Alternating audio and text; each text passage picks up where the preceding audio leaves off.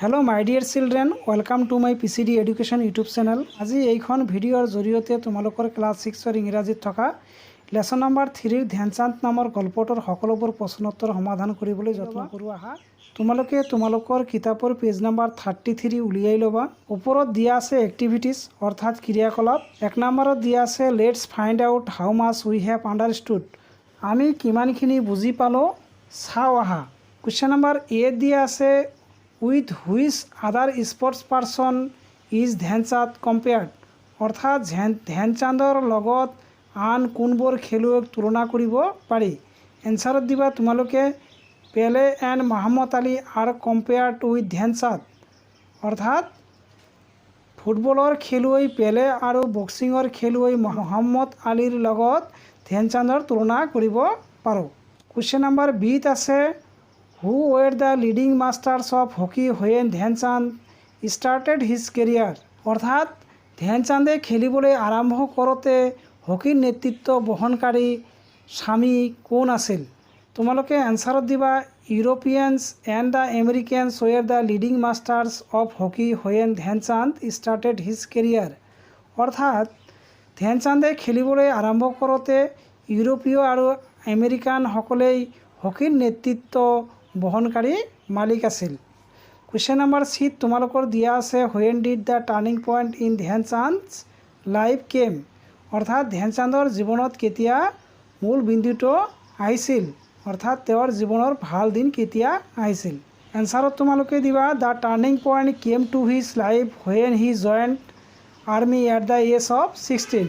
অৰ্থাৎ তেওঁৰ জীৱনৰ মূল বিন্দুটো আহিছিল যেতিয়া তেওঁ আৰ্মিত 16 বছৰ বয়সত ভৰ্তি কৰিছিল। কুৱেশ্যন নম্বৰ ডিত দিয়া আছে হাউ ডিড ধ্যান সিং বিকেম ধ্যানচাঁদ।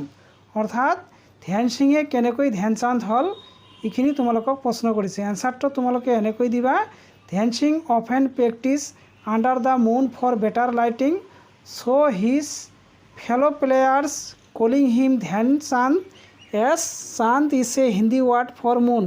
অসমীয়া অৰ্থখিনি হ'ব ধ্যান সিঙে প্ৰায়ে জোনাকৰ পোহৰত অনুশীলন কৰিছিল, সেয়েহে তাৰ বন্ধুসকলে অৰ্থাৎ তাৰ বন্ধু খেলুৱৈসকলে তেওঁক ধ্যান সিং বুলি মাতিছিল, যিহেতু চাঁদ এটা হিন্দী শব্দ চন্দ্ৰৰ কাৰণে। অৰ্থাৎ চন্দ্ৰক হিন্দীত কি বুলি কোৱা হয়, চাঁদ বুলি কোৱা হয়। কুৱেশ্যন নম্বৰ ইত আছে where did Dhyan Chand win the title hockey personality of the century. অৰ্থাৎ ধ্যানচাঁদে শতিকাৰ হকী ব্যক্তিত্বৰ উপাধিটো ধ্যানচাঁদে ক'ত পাইছিল। তোমালোকে এনচাৰত দিবা Dhyan Chand won the title in Berlin Olympics. ধ্যানচাঁদে বাৰ্লিনত অনুষ্ঠিত হোৱা অলিম্পিকত এই উপাধিটো পাইছিল। কোনটো উপাধি? Hockey personality of the century. অৰ্থাৎ শতিকাৰ হকী ব্যক্তিত্বৰ উপাধিটো বাৰ্লিনৰ অনুষ্ঠিত হোৱা অলিম্পিক খেলত তেওঁ পাইছিল। কুৱেশ্যন নম্বৰ এপত দি আছে what is his birthday celebrated as. তেওঁৰ জন্মদিনটো কি হিচাপে পালন কৰা হয়। এনচাৰত দিবা his birthday is celebrated as national sports day. অৰ্থাৎ তেওঁৰ জন্মদিনটো ৰাষ্ট্ৰীয় ক্ৰীড়া দিৱস হিচাপে পালন কৰা হয়। কুৱেশ্যন নম্বৰ জি দিয়া আছে হোৱাই was he given the Nick names the wizard and the magician of hockey. অৰ্থাৎ তেওঁক কিয় যাদুকৰ আৰু হকীৰ যাদুকৰ আদি উপনাম দিয়া হৈছিল। নিকনেম মানে উপনাম বা ঘৰুৱা নাম। তোমালোকে এনচাৰত দিবা for his super ball control he was given nick names like the wizard and the magician of hockey. বলৰ ওপৰত তেওঁৰ উত্তম নিয়ন্ত্ৰণৰ বাবে তেওঁক দ্য উইজাৰ্ড আৰু হকীৰ যাদুকৰ আদি উপনাম দিয়া হৈছিল। এইখিনি আছিল তোমালোকৰ কুৱেশ্যন নম্বৰ 1ত থকা প্ৰশ্ন উত্তৰবোৰ।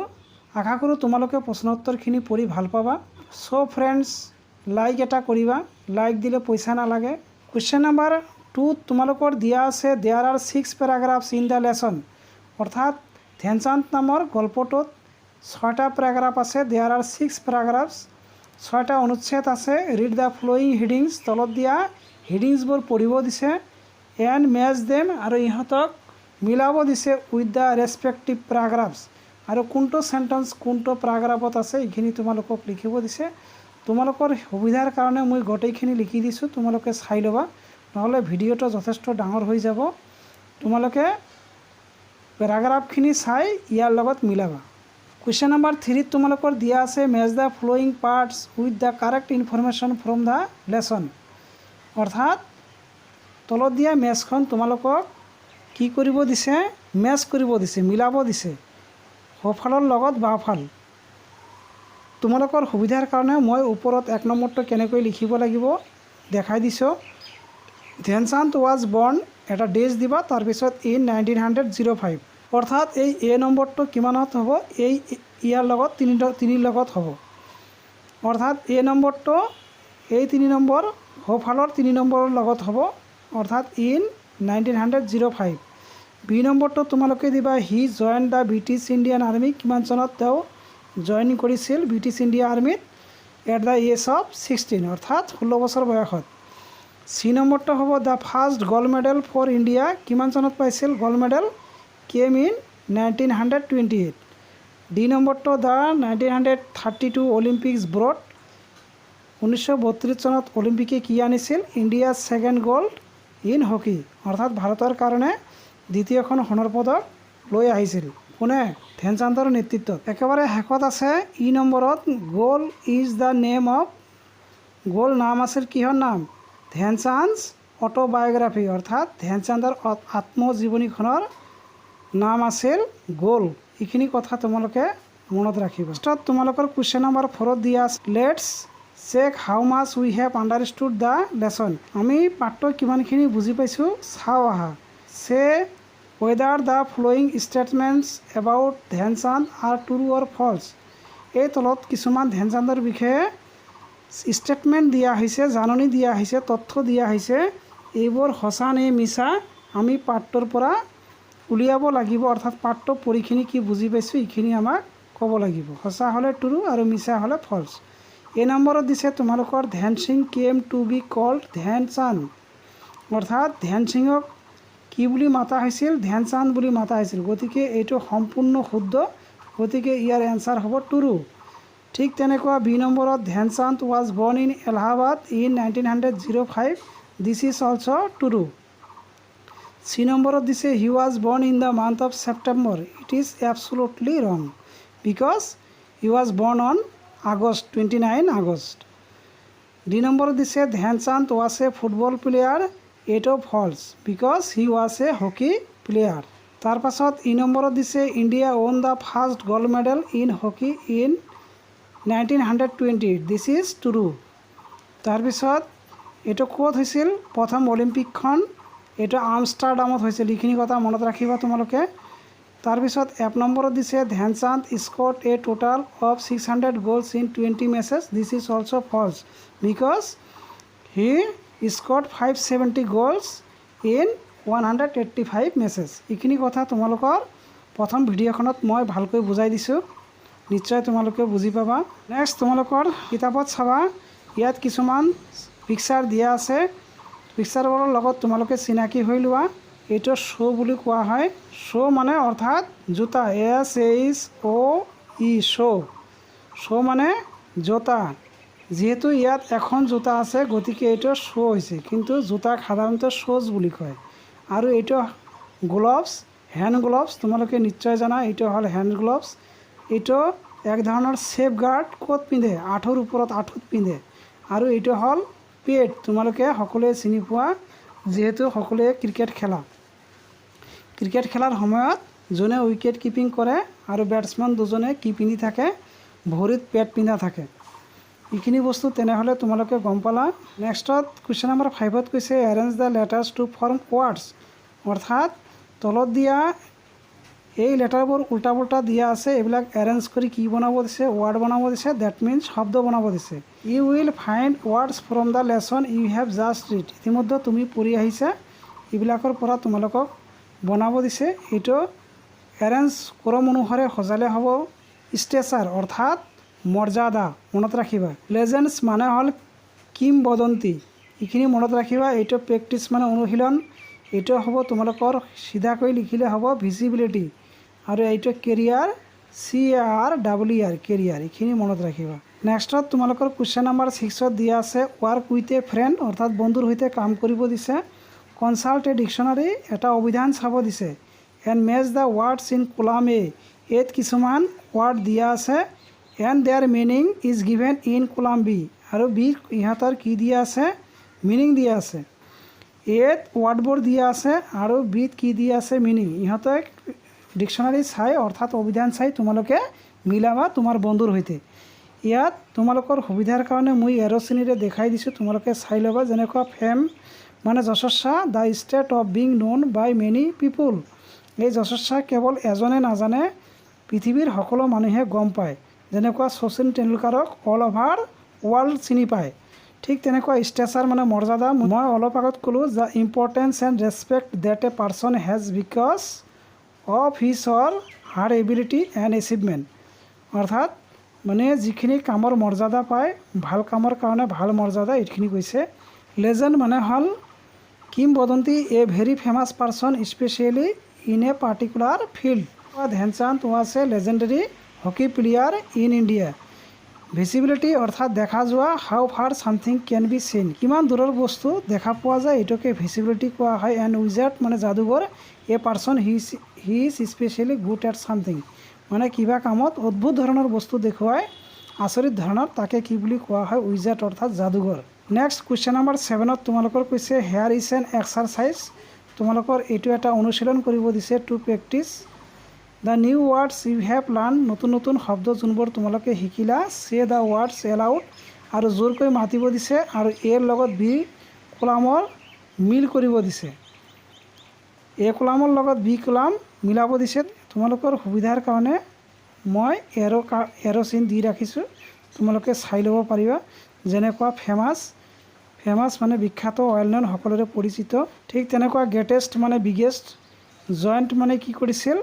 এনলিষ্টেড অৰ্থাৎ একেলগত সংযুক্ত হৈছিল প্লেয়াৰ মানে স্পৰ্টছ পাৰ্চন এণ্ড স্প্লেণ্ডেড মানে গ্ৰেণ্ড এইখিনি বস্তু তোমালোকে মনত ৰাখিবা অৰ্থাৎ জানিবা মই দিয়া লেচনবোৰ যদি ভালকৈ পঢ়া তেনেহ'লে তোমালোকৰ ফিউচাৰত কোনো অসুবিধা নহ'ব গোটেইখিনি বস্তু এবাৰ নহয় কমচে কম 2-3 বাৰকৈ চাবা তেতিয়াহ'লে বস্তুখিনি বুজি পাবা আৰু বুজি পালে মোৰ ভাল নহ'ব তোমালোকৰে হ'ব গতিকে ভিডিঅ'খন সম্পূৰ্ণকৈ চাবা আৰু ছাবস্ক্ৰাইব কৰিবা লগতে নিজৰ বন্ধুবৰ্গৰ লগত শ্বেয়াৰ কৰিবা যাতে এইখিনি উপকাৰ সকলোৱে পায় কুৱেশ্যন নম্বৰ 8ত তোমালোকে চোৱা read the following information given in the lesson ইয়াত কিছুমান ইনফৰমেশ্যন দিয়া আছে লেচনৰ পৰা যেনেকুৱা Dhyan Chand join the British Indian army at the age of 16 এইটো কোন টেন্সত হ'ব এইখিনি কথা কৈছে জইন অৰ্থাৎ এইটো পাষ্ট ইনডিফিনিট টেন্সত ব্যৱহাৰ কৰা হৈছে জইন কৰিছিলে ঠিক তেনেকুৱা হি এটেণ্ড অৰ্থাৎ লাভ কৰিছিল কি লাভ কৰিছিল international stature in the field of hockey